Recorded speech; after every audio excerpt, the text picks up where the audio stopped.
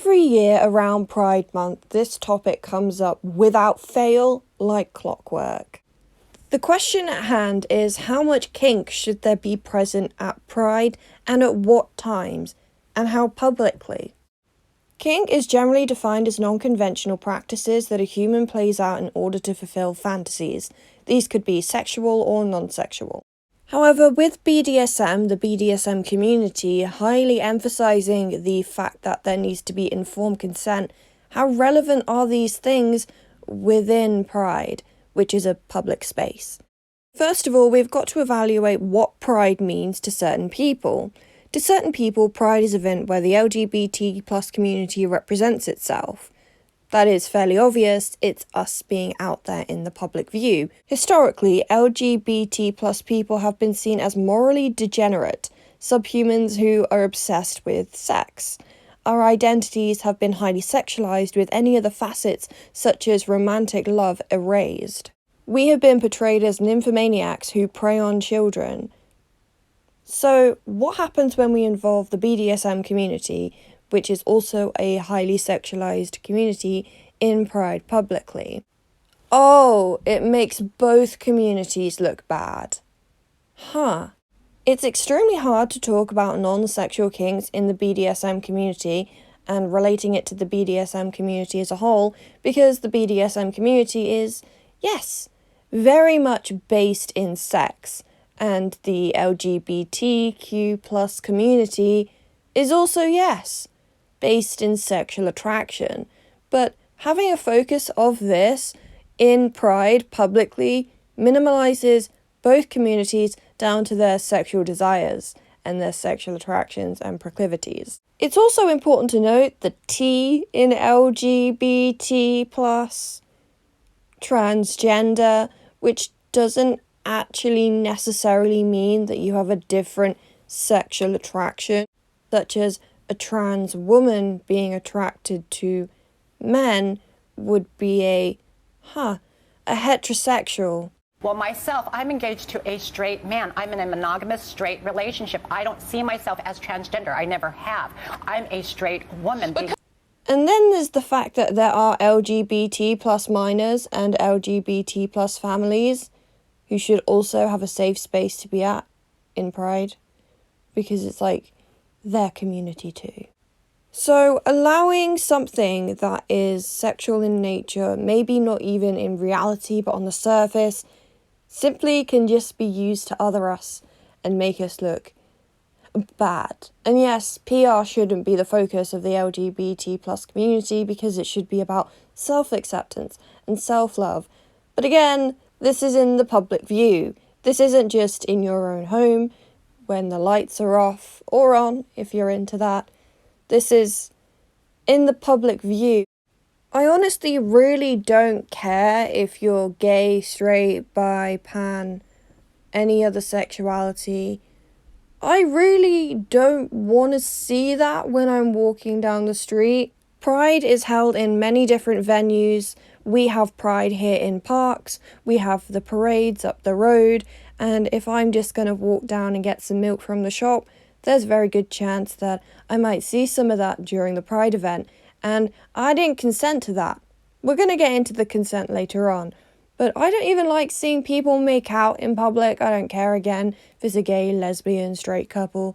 It makes me uncomfortable. Public displays of affection, I'm kind of feeling like I'm intruding on something. Like, maybe I should, leave the public area because I'm clearly walking in on something. The next part I'm seeing is specifically in regards to minors, by saying that, well, there are nude beaches out there and kids see worse things on television. These comparisons are irrelevant, because nude beaches are designated areas in which what happens there is clearly noted in signposts. And generally there's an item or something there to obscure the view from the general public.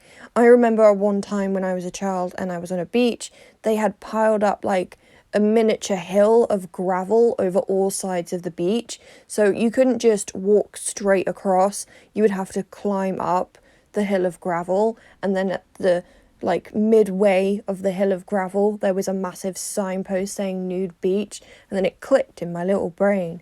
It went, oh, this is a nude beach. And then I had the right to like consent to walking away from that. Other people have said, well, they have seen less on average beaches, like people in Speedos. I'd like to remind everybody that there's a certain YouTuber, you know, Onion Boy, Gregory James Jackson, who made the exact same argument when he allowed minors to put themselves up on his site to rate pictures of them. Well, have you never seen a kid in a sports bra before? That was his reasoning. I don't know why we're using the same one. And actually, that's a tactic that certain people use when they want certain interactions with children. Oh, it's just like, you know, wearing a swimming costume. It's just, you know, a pair of swimming shorts. It's nothing different than that. It's what they say to them. Are you guys okay? As for the TV comparison, again, it's in their own homes, in a controlled environment, and I don't know a single parent who doesn't monitor what their children watch or who doesn't have parental controls on devices to restrict what their children see. Like, of course, there are some terrible parents out there, there are some deadbeat parents who don't care, but how many of these parents are letting their kids see things like that on television instead of CBeebies?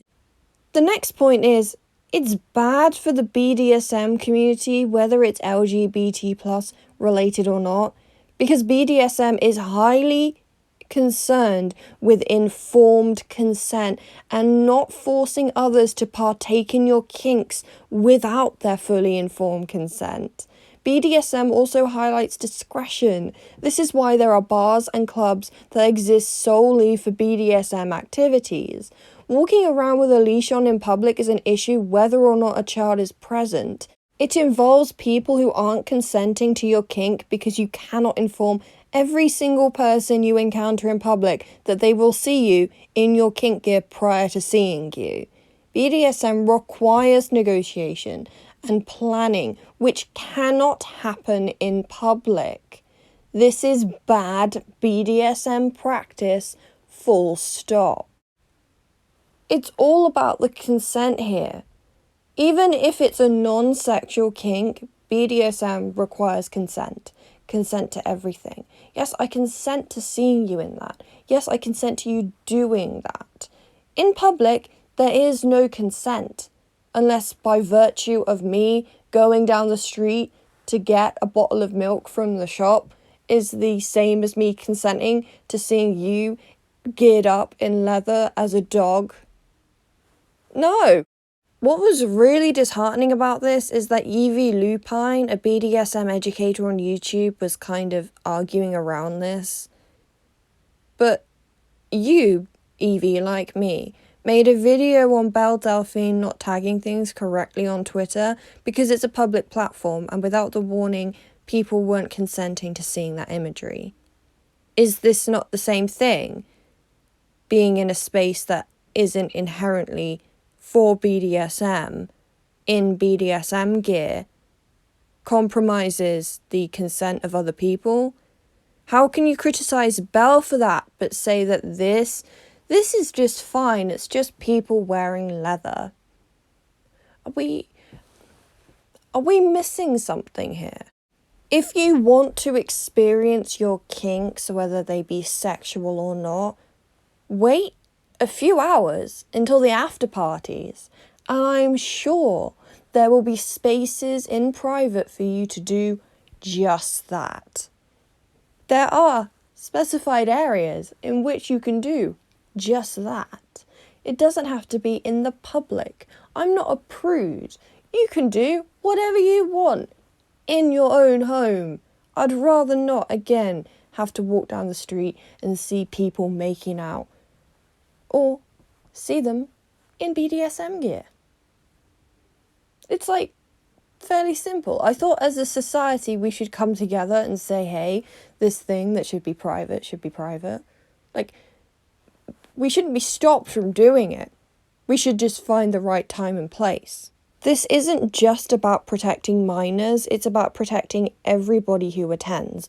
And yes, I am a little bit concerned about the minors, because some tweets have suggested that we actually, reveal these things to the children, that we should share these things with the children. I hope they're satire tweets. I really hope so, because protecting children is something I'm very passionate about. And if you decide to expose children to those things, then we're going to have a very serious problem. BDSM practices, sexual or not, are about 2 or more consenting adults. Is everyone just missing this? Are we just going to ignore, the basic premises of BDSM in order to say, it's the cis-hets that have a problem? No, I'm not a cis-het. I'm a cis-bi and I have a problem. Fight me. I think that pretty much sums up all of my thoughts and feelings on this. So I'll see you guys in the next video. Drink lots of water and wear a mask. Bye.